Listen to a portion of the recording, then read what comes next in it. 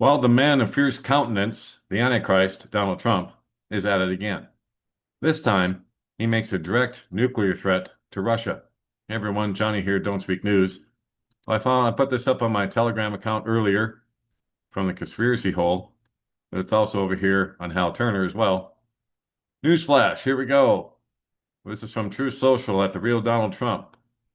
Based on highly provocative statements of the former president of Russia, Dmitry Medvedev, who is now deputy chairman of the Security Council of the Russian Federation, and Putin's right-hand man, I might add, I have ordered 2 nuclear submarines to be positioned in the appropriate regions, just in case these foolish and inflammatory statements are more than just that. Words are very important and can often lead to unintended consequences. I hope this will not be one of those instances. Thank you for your attention to this matter. Unreal. So here we have the President of the United States, Donald Trump, the Antichrist, who has just come right out and threatened Russia with nuclear war. There's no veiled threat here. This is a direct threat to Russia.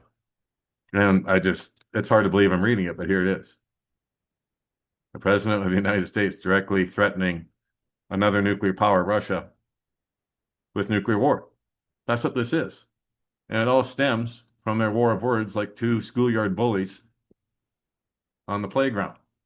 This is from Leo Holman. This was put up yesterday.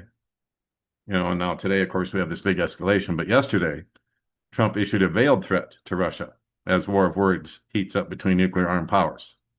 And then there was unexplained power and cell phone outages reported across Russia, which could signal we're entering a new phase of the war.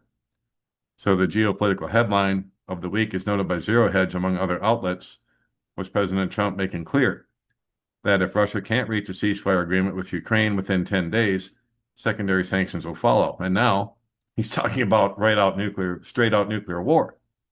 Anyway, so that means this Friday, August 8th, is the new deadline for Russia to either capitulate to Trump's demands for a ceasefire in Ukraine or face what some believe will be crippling sanctions. On Wednesday night, President Trump tossed a barb at Moscow on his Truth Social platform, calling Dmitry Medvedev the failed former Russian president who better watch his words. Medvedev had warned Tuesday, in the wake of Trump setting his new deadline, that Russia isn't Israel or even Iran. And so each new ultimatum is a threat and a step towards war, not between Russia and Ukraine, but with Trump's own country. This led to Trump firing back, of course, on Truth Social. And he said, I don't care what India does with Russia. They can take their dead economies down together for all I care. We have done very little business with India. Their tariffs are too high, among the highest in the world. Likewise, Russia and the USA do almost no business together. Let's keep it that way. And tell Medvedev, the failed former president of Russia, who thinks he's still president, to watch his words. He's entering very dangerous territory. Oh, and you're not. And you're not. I just love the way he says words are very important and can often lead to unintended consequences. What about your words, Mr. Trump? What about yours? If they have not been inflammatory, I don't know what is. I mean, it's just unreal, this guy. But, he's Antichrist. So the above statement came just hours after Trump imposed a 25% tariff plus penalty on India, set to take effect on August 1st, which is today. India and China purchase a lot of oil from Russia, and Trump and his neocon handlers don't like that. Moscow responded again, crowing that Russia has found a way to live with the reality of Western sanctions, and they have. Kremlin spokesman Dmitry Peskov described an economy that's been humming along quite well under unprecedented sanctions. Indeed, they have been. We have been living under a huge number of sanctions for quite a long time. Our economy operates under a huge number of restrictions. Therefore, of course, we've already developed a certain immunity to this. And so there you go. I'll let you read the rest on your own, but there has been unexplained cell phone outages in Russia. And it also points to a mobile internet shutdown, which happened in 62 regions simultaneously. So we're probably looking at cyber wars going on right now, underneath all of this. And then, as we switch over to the Middle East and Israel, from Seymour Hersh, is Israel on the verge of annexation? Religious extremists may force Netanyahu's hand in Gaza. So now they're talking about annexing the Gaza Strip, or at least parts of it. So we'll just get down to this highlighted part here. I'm going to kind of skip around, trying to keep these videos a little bit shorter. In desperate need for the political support of the religious right, Prime Minister Netanyahu recently sent a high-level team to Washington, seeking U.S. approval for what I've been told is a take-it-or-leave-it approach to the leadership of Hamas. Their demands include Hamas's surrender as well as the release of all living hostages and the bodies of the dead within weeks, or Israel will begin unilaterally annexing parts of Gaza. Parts indeed. I bet you they have plans for all of it. But Netanyahu's team in Washington was headed by Ron Dermer, the American-born Israeli Minister of Strategic Affairs. He is known for his closeness to Netanyahu, and he met privately this week with national security officials in the White House and the State Department, though no official statements have so far been made public. Dermer was accompanied by Hen Gebi, Israel's national security advisor, who has supervised Israel's intelligence agencies. I was told that the plan the Israelis are proposing would give the Hamas leadership 10 days to 2 weeks to respond. Once again, setting ultimatums. And so I'll let you read the rest on your own, but basically, they plan for putting settlers back in Gaza so Netanyahu can hold on to his very precarious grip on power in Israel right now. So his current plan for resettlement in Gaza in the aftermath of an expected military defeat of Hamas would again be to build Israeli settlements in North Gaza, the area closest to Tel Aviv, and other prime targets, rocket targets in Israel. The second step would be to build a string of Israeli settlements in South Gaza adjacent to the border that Hamas penetrated October 7th, 2023, with Israel's permission, of course. Guys, not even a cockroach or a fly or an ant could get through that border without Israel knowing about it. Their own military people have told us this, and that they were allowed in so that they could get this false flag perpetuated, get the hostages taken, so they'd have a reason to go to war and do all this, annex Gaza. And they're also going to annex the Western Bank. The West Bank, they're annexing that as well. So they say if they're hardcore members of Hamas who survive the war and continue fighting, Israel will go deeper with settlements and annexations in Gaza. Well, of course they're going to keep fighting. Outside experts will be called in to deal with the health issues stemming from constant lack of food, housing, and necessities for the surviving Palestinians in Gaza. I don't believe that for 1 second. They haven't done a thing for them now. Why would they do a thing for them then? People are still starving to death. People are still being shot and killed and bombed at the aid location points. Go over here for aid, they say. And as soon as they run over there for aid, machine guns. I mean, it's just ridiculous. So once again, I'll let you read through this on your own. Trying to keep these a little bit shorter. Just want to highlight some things for you and put you on the right road. You can read them for yourselves. But wow, there's a lot going on today, guys. I'll try and keep my eyes on it as much as possible, but I've been focused more on my Bible studies here recently. So that's been my focus, is keeping my eyes on Christ, as well as everybody should. Because he's the way, the truth, and the life. And just like he said, no one is getting to the Father but through him. Seek him now while there's still time. Seek him now while he can still be found. I'm putting the call out for the last few out there that need to come home. And don't forget, don'tspeaknews.com is home base for all that we do. If you want to find us around the interwebs and different places, click on this tab right up here, Rumble, BitChute, and Telegram. And all the places to find us, including YouTube, are right here. Now, I have disabled the memes or the reactions, I guess you could say, on Telegram, simply because what it did was I started censoring my own posts on Telegram, thinking to myself, well, which one's going to get likes? Which one will get the fire? You know, all this stuff, right? And maybe I wasn't consciously thinking that, but in the back of my mind, I think it was always there. And so I shut them off, and it's been a great relief, and that's where they're going to stay. I don't need to have all that turned on in order to post things and keep you guys informed.